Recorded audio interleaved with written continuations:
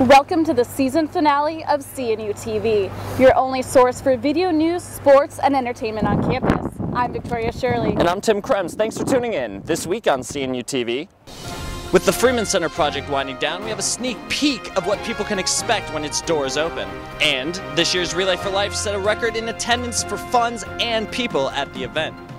With summer break fast approaching, we hit the streets to find out what students have in store for their vacation.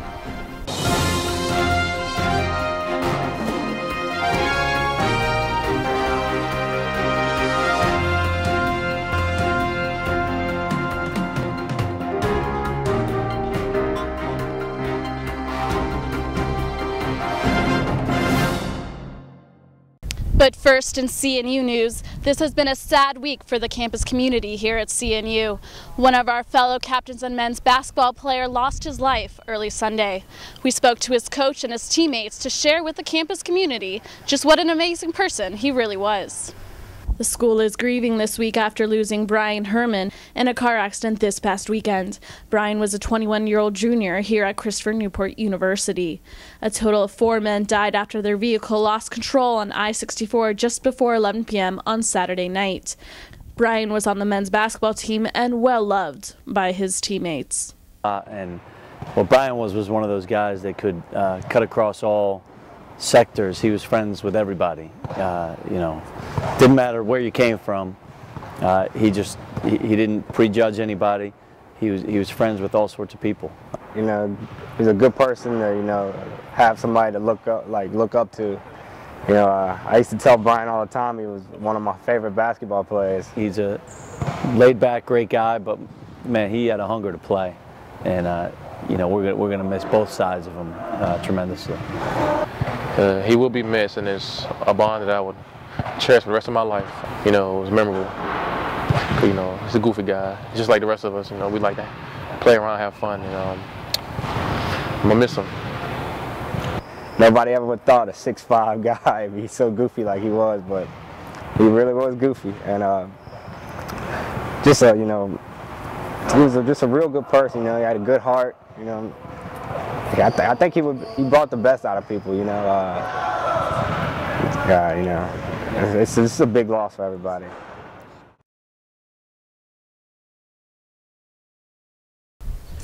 There are multiple ways for students and professors to grieve and heal. For example, last week, Lambda Pi Eta held their annual concert for Tommy, in memory of Tommy Gosser, son of Comm Studies professors Manning and Gosser.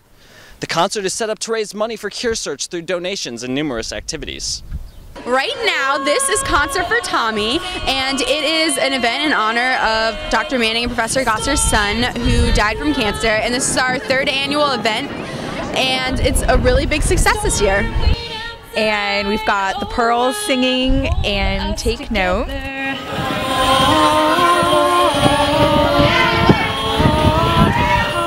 And we have 13 organizations also supporting the cause, and all the proceeds are going to Cure Search. We have 13 organizations co-sponsoring with us. Some of the organizations are CAB, ASA, Ballroom Dancing, STAND, a lot of different organizations. So we are raising money for Cure Search, which is a foundation that does research on cancer to find a cure. Beyond today, they can go online to curesearch.org and donate. But it's never been this big. We've never had so many people co-sponsoring it with us.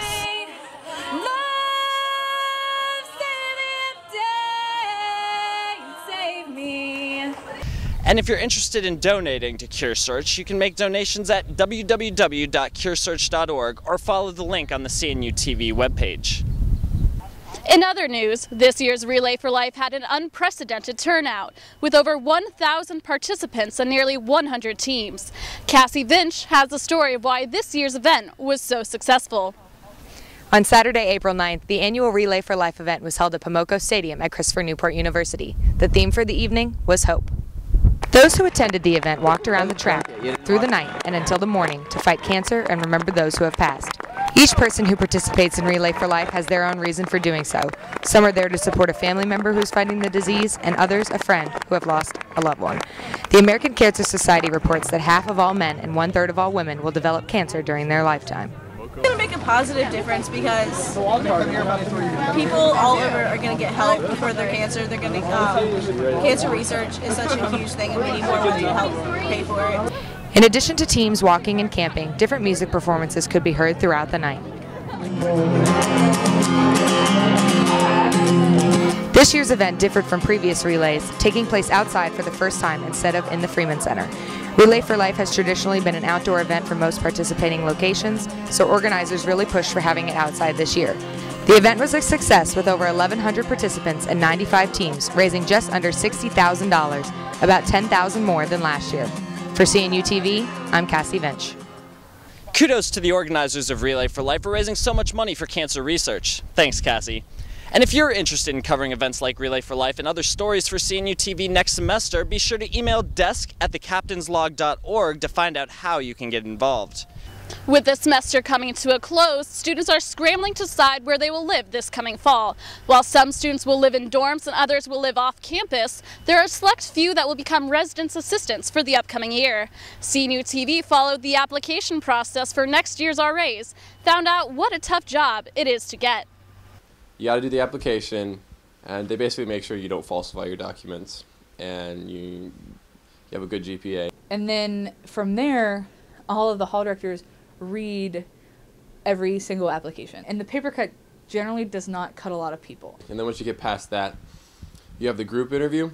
They put a bunch of us into like 3 different groups, and then they put each person into like a different like sort of like a test or a task. Ethical clothesline, you had to do programming. An ethical clothesline, you sat and talked about different ethical things and put them on a ranking system. And then they had to develop a program out of items in a bag, and then they also had to do like a priority list of calling people back and talking about time management and stuff like that. And then after that, they told us that, because they had people like assessing us at each different like task or whatever part of the interview, and afterwards they said that they would email us if we made it to the individual interview. You know, you get that one-on-one where you can really get that person and understand who they are. And that's where you get, you know, okay, this one is someone I want in my hall as my RA. So we spent a lot of time in meetings. Hours are spent between hall directors and professional staff talking about, why do you like this person? Who is this person? What did you see that I didn't see? That's why we have so many people looking at them.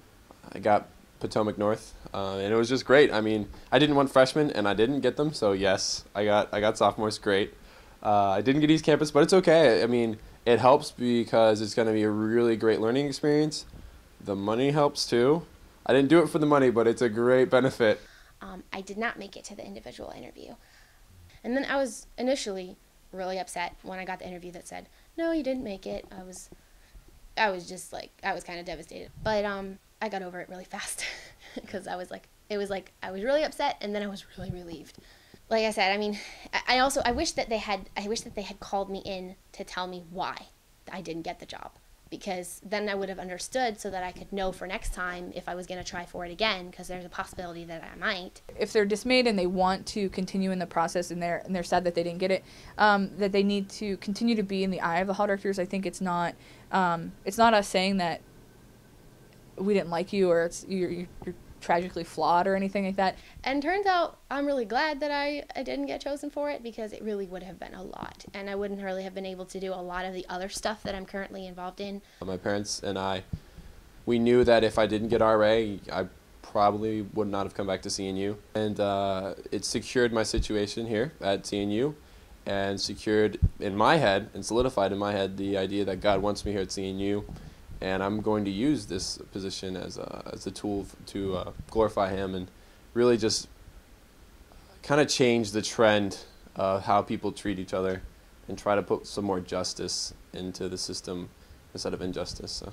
Whether you like a salsa samba, a romantic rumba, or a characteristic cha-cha, there was something for everyone at this year's second annual Dancing with the CNU Stars, hosted by the Ballroom Dance Society of CNU, and CNU TV's Sarah Hayes caught all the action. For the second year, the Ballroom Dance Society worked together with representatives from organizations all over campus to put on a performance similar to ABC's popular show Dancing with the Stars to support Relay for Life. Representatives from organizations such as Res Life, University Fellows, Alpha Phi Omega, and Kappa Delta Rho participated in the event, which paired them up with a professional from the Ballroom Dance Society. Participants then had just a few weeks to learn an entire ballroom dance routine and perform for a crowd of their peers. But the event didn't come together easily. Co-coordinators senior Brian Field and sophomore Derby Sale put in a lot of hard work to make the event run seamlessly. It was a lot of hard work, and we met every week for like 2 months straight, but I'm glad we got it pulled together. Yeah, definitely came together very well in the end.